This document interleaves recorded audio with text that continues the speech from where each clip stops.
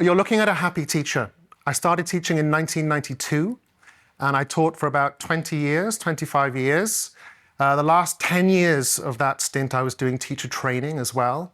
I had the joy of working with Fernando in Brazil, and also here in Oxford, working with David in Peru, and many other people as well who are here. And this talk really is going to be a moment to take stock and an opportunity for us to think collectively about some important questions regarding what happens not only in the classrooms, but also what happens in the staff rooms of the institutions that are really doing well. And I don't have any hard evidence for you, but I have something even better than that, which is the lived experience of 2 decades of going into universities and private language schools and state schools. I've done demonstration classes in Slovakia. I've worked with university teachers in Saudi Arabia. I've done demonstration classes with very young learners in Hungary, and the list goes on. I've tried to bring a few things together, and I'm hoping to give you an opportunity to consider what the next best steps might be in terms of how we shape teacher development for staff retention, well-being, and motivation. It's a tall order, and I haven't got much time, so I'm going to show you what I'm going to be doing. I mentioned I'm a happy teacher, and I'm also a learning teacher. I've just finished a 1-year training course on becoming a coach, a workplace coach, an executive coach, if you like. And the things I've learned there have really transformed the way I think about communication. For example, Nancy Klein, who has the idea of a thinking environment, says, if you want to transform your meetings, have all your agenda points as questions. And if you have them as questions, it creates a thinking environment. So I decided to have my 3 agenda points as questions here. And in the pause before I move on to the next slide, hopefully you'll begin to think about what the answers might be to questions such as, what's behind the strong institutional reputations of great language teaching organizations? What difference does continuous professional development make, especially to, I'll kind of whisper this, especially to your best teacher? Can you imagine in your mind now the standout star teacher in your organization? This avatar, if you like, is a really important person for the basis of this talk. So have a think, if you can, about this great teacher and what it is not only that makes them great, but makes them stay at your institution, because I think that's really at the heart of our topic today. And the third question for you to begin to think about the answer to is, what is it that keeps your teachers thriving, especially the best ones? Okay. So the first part then is, what's behind strong institutional reputations? And without making the mistake of making bold statements, I think the context is going to be the key thing here. And I've noticed on my travels in different continents and working with different levels of education that there are many different factors that come into play. But one thing seems to be consistent. And the one thing which I would say is the number one answer for me is an appetite for dealing with challenges. A willingness to respond to a challenge in a kind of proactive way. And I think if you ask yourselves how you responded to COVID as being the last great challenge that we all faced, you'll notice that different institutions dealt with it in different ways, but the ones who have the greatest reputations seemed to respond to it almost as much as an opportunity for growth and change as anything else. So that's really interesting. I'd like to create a little bit of space in this talk for you to answer some of the questions or discuss some of the questions that come up. And so one of these questions I'd like to put to you now as leaders and managers of language teaching organizations is, what are the challenges that leaders face in your context on a day-to-day basis? If you were to come up with 1 or 2 big challenges, what might they be? And I'll pause here for 30 seconds or so to give you an opportunity to share your thoughts with the people sitting around you. I have put on the screen some answers that I have heard leaders and managers tell me before, and I'm curious to see whether or not these chime and correspond with what you said. Over the course of today's and yesterday's sessions, there have been other challenges which have come up. AI doesn't appear on this slide specifically, but that has been in many of the conversations that I've heard today. Whatever these challenges might be, there is an appetite for overcoming them, as we've seen. And I think this is at the heart of the rock-solid institutional reputations of the best organizations. Okay. I'd go further. I'd go further and say there's a kind of shared chord value that the best institutions have. And I want to step back from language teaching organizations just for a moment.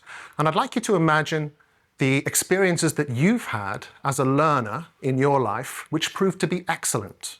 And to jog your memory, I have some examples on the screen. Maybe you went to a gym to do martial arts or boxing. Maybe you learned to cook in a kitchen or learned to bake. Or perhaps you went to dance classes or some other kind of studio-based sport. Or maybe you learned a foreign language other than the one that you teach and speak. In those examples, what is it that brings results? Is it, in the example, if you wanted to learn great cooking, would it be the best equipped kitchen was the one to go to? If you wanted to learn to box, would you go for the trainer who charged the highest hourly rate? Would that be an indicator of quality? I have a feeling that the answer is the same in every case. Wherever there are excellent teachers, you'll find that the results come. And very often, the arenas in which this teaching happens are not particularly fancy at all. The roughest, toughest gyms in Cuba produce the greatest boxing champions without those great facilities. I have a 3-year-old dog who previously was very, very badly behaved, and we took him to an absolutely brilliant trainer in Birmingham whose teaching changed the lives of not just our dog, but 20, 30 other dogs who we attended classes with. These lessons didn't take place in some kind of pristine campus. It took place next to a car park on a piece of scrap yard land in Aston in Birmingham. But the results spoke for themselves. Wherever there are great teachers, and this guy was a great teacher, the results come. And I think that we know this, we agree about this already. So I'd like to put forward the 3 things that I've noticed on visiting institutions around the world where I felt that something was right and attempt to draw from them a conclusion about what we need to do about teacher development. And I've got some kind of cryptic clues on the screen to give you a sense of what those 3 things were that I noticed. What about the first one, the face? Happy face. Happy faces? What's it like when someone from Oxford University Press comes to your institution to do some teacher training? How do you feel if you're a teacher? In some places I went to, they literally ran away from me so as not to have to talk to me. They weren't the institutions with the great reputations. I knew I was in the right place when people met me with smiles, and whenever I was taken into the staff room, people came over to talk to me and seemed to be having really engaged and engaging conversations with me. They were happy to see me, in brief. I think that says a lot about an institution. Secondly, I think the books speak for themselves. Secondly, the teachers that I met in these institutions were incredibly interested in talking about teaching and in talking about teacher education. They were motivated not only to teach, but also to extend and expand their learning. They were hungry to develop and to grow as teachers. And I think it also isn't a surprise when I tell you that the institutions that they worked in helped this to happen and provided that kind of support. The third picture is maybe harder to guess. Anybody want to have a try? The interaction between the teachers and their students. Exactly, the interaction between the teacher and the students. The teachers in the middle there in this picture, what I noticed is very simple but very telling. These teachers talked about their students in a positive way. And the impact of this positive attitude rubbed off on the students. I went to do some demonstration classes for OUP about 10 years ago in Western Ukraine.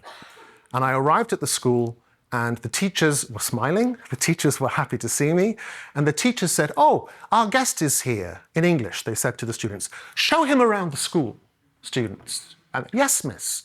And so these 12, 13-year-olds gave me a tour of the school in English. They were motivated, they were polite, they were pleased to see me. Something was infectious. The positive, relaxed, can-do attitude of the teacher had also spread to the students. I think that's really important.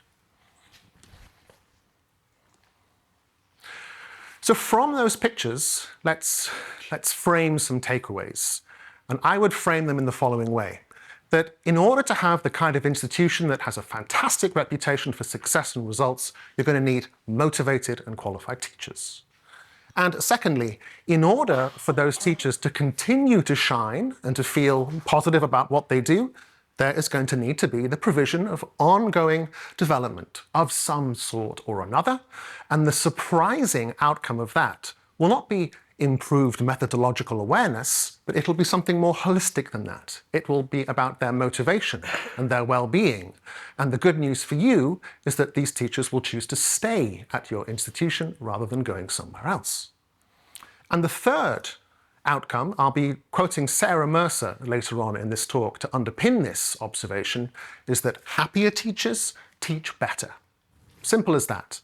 And when happy teachers teach, their students also achieve better outcomes. Those classrooms are better places to be in and easier to learn in. Okay, maybe nothing too surprising there. Perhaps we could simplify it further.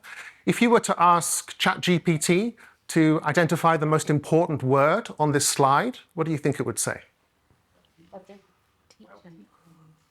Yeah, I think it's all about teachers, right? It's all about teachers. That essentially is something we've known all along, but it's worth reminding you. I mentioned my coaching qualification, my coaching studies. A very interesting coaching question that I came across was this: what are you going to find out in 12 months that you already know?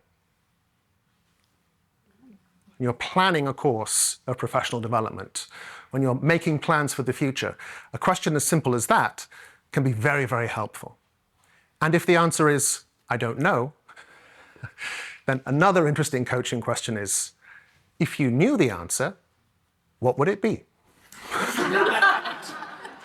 And paradoxical as it may be, those questions can remove a logjam when you're stuck as a leader or manager in terms of what your strategic planning is. And if you're a teacher thinking about your own professional development needs, it can also unlock doors that you weren't expecting it to.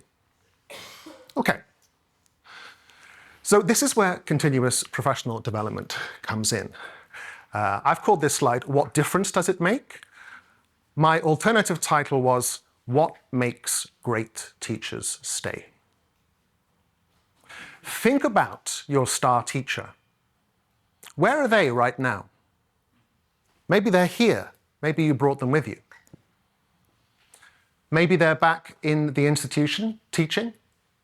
I'm pretty sure, wherever they are, that you have complete trust in them to be doing what they do, which is to use Wayne's phrase, what was it?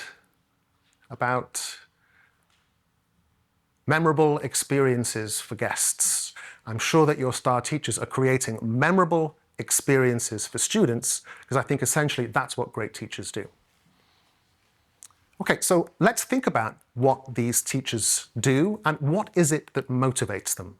I have some interesting research that was carried out to uncover what 6 things teachers find motivates them in their work. This research was carried out by the International Association of Teaching English as a Foreign Language Special Interest Group in Leadership and Management. I have given you one of the 6 answers. Number 2, good pay. By the way, increasing your teacher's pay is always a good idea, but it's not always within your power. So that's the reason why I didn't put it on the screen. But your star teacher deserves a pay rise because, as I'm sure you know, your star teacher is already doing more work than you're paying them to do, right? We know this about star teachers. It's part of the attitude they bring to their work, which is making memorable experiences for their students. It's somehow in their DNA as people, as professionals, that they can't not do the best job that they can. Okay, so as a leader or manager, you can't affect the salary, let's agree on that, possibly, but there are other things that you can affect which do impact teachers' motivation, which drive their motivation, according to Andy Hockley. Again, I'll give you 30 seconds or so to share opinions, thoughts, maybe to predict what you think is going to be on the next slide. Number 1, respect for me as a person. This is about a human value. It's institutional attitudes. Because freedom. Yeah. Number 2, we've mentioned good pay. Number 3, getting along with colleagues. A school, a university, an institution is a social arena as well as an educational arena, and the staff room is the place where the biggest friendships and enmities are made. So the influence of a colleague, a new colleague, is vital, and I've learned so much today about the importance of recruitment in successful organizations. From Wayne's talk and others, we've learned about that. This is hugely informative for us.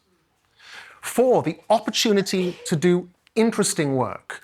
What does a good teacher consider to be interesting? Something which is meaningful, something which has an impact, something which stretches me as an individual, which keeps me learning. And 5th, feeling that my job is important. Most of the teachers that you work with got into teaching because of this. I believe it's the number 1 reason that teachers teach, because they feel that they have a calling to do that. And the 6th one I put in bold because I think this is our takeaway.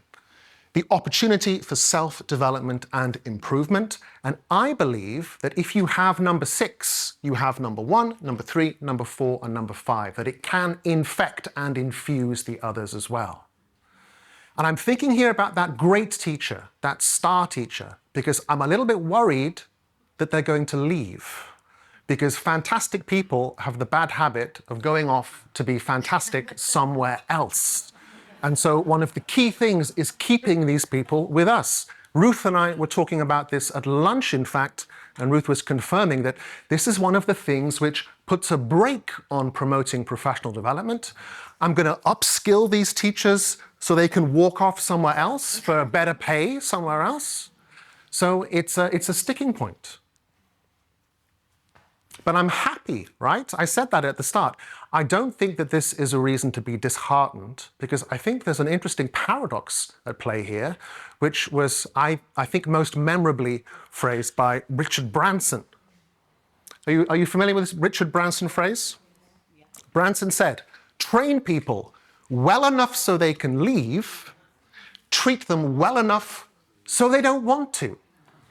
And if you think back to the 6 things that motivate teachers the most, apart from pay, of course, many of those things are malleable. They're things that we can impact through management, especially through the kind of professional development which helps teachers name and achieve their own goals for their own needs. We can help them to feel that their work is important and meaningful.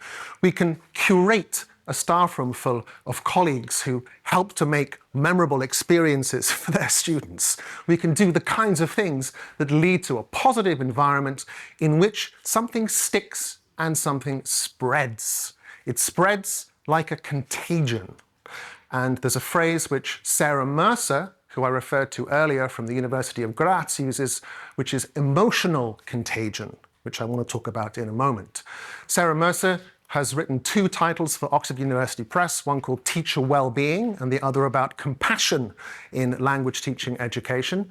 And her thoughts are about how positive and/or negative emotions spread through an institution.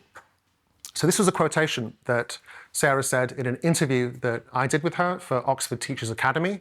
Oxford Teachers Academy is part and parcel of the work that I do on a day-to-day basis, working with English language teachers for online courses for their professional development. One of these courses is on well-being. And I think it's a really important reminder that very often the reason why a young teacher might choose to stay in the job as opposed to walking away from the profession, is the positive, caring, mentoring presence of a great teacher in the staff room. So in many ways, if you're able to look after your best teacher and keep them happy and keep them in the institution, you're creating an environment in which a younger, newer generation of talent can arrive, remain, and thrive. Okay. Speaking of thriving, the last question that I put to you was, what will keep your teachers thriving? What will keep them in the profession, in your institution? What will help them to resist the temptation to give up on teaching and go to earn £300,000 a year or whatever it was in a more lucrative profession? What can we do? I have a couple of things that I want to suggest. One of them is very practical, so I'd like to start with that. This is something which we have produced at Oxford University Press. This is a position paper produced by the Thought Leadership team. You saw Ben here earlier. Ben's team are involved in developing these position papers for us. They're available online, both in English and Spanish, free for download. And this one here is my absolute favorite of all of them. It's on self-directed professional development. In a time of change and uncertainty, where we don't actually know where we're going to be 6 months from now or 12 months from now, it's pretty difficult to prescribe a program of this is what you'll need in 3 months, this is what you'll need in 6 months. Instead of that, developing a framework which gives teachers opportunity and agency to select the kinds of things which they need is far more sensible. And that is exactly what this paper does. I've given you a QR code so you can inspect it at your leisure. I've also brought my own paper copy here today. But what I really like about this is it encourages reflection. And if you are that star teacher, and if you've been in the profession for 10, 20 years, you have a lot of experience under your belt, and you have options as well. And one of those big options is, why don't I just leave teaching and do something else? I'm tired, I'm exhausted. This is where an exploratory piece of reflection can lead to a new lease of life, which might be learning a new skill, attending a new course, teaming up with peers in the institution to do action research. It might be a series of lesson observations to develop skills for using new technologies. It might be something to do with working together as a faculty to explore the issues which really confront us. Whatever it might be, having a self-development, professional development framework to guide you in the decision-making and implementation of an endeavor like this, I think is brilliant. And I would add something to this. Obviously, I mentioned at the start that I'm interested in how workplace coaching and executive coaching can help. I think it's massively interesting that when teachers are asked about what helps them do their job, professional development is what they say is the most important thing. But when you dig deeper and say, okay, but what type of professional development is the most helpful and the most useful? The answer, surprisingly, is coaching and mentoring. Very few teachers actually take part in coaching and mentoring, but those who do, according to an impact study that we carried out here at OUP a few years ago, those who take part in coaching and mentoring find that it is the most helpful of all things they can do. And if you're embarking on something which is essentially reflective and trying to answer the questions that you've put up to answer yourself, then having the assistance of a coach or having the assistance of an experienced mentor is something which can be really helpful. And Naomi and I have already begun talking about ways in which we could bring a coaching approach to our professional development. And I hope that if we meet again in the future, I'll be able to talk with even more detail about how that might look like and what that might consist of. For the time being, I will say, before we get into questions, that the team that we have, the Educational Solutions team here at OUP, Ollie is here and Ollie as well over there, as well as Naomi and Sophia. We are excited not only to offer you the types of varied and up-to-date methodological guidance and support, but also to entertain more bespoke needs. And that's something which really reflects the way in which the educational landscape is changing and moving very, very quickly and in ways which is quite hard to chart. I'm going to see whether you have any answers to the 3 questions that I put at the start. This is my end slide. Didn't expect to do this. Oh.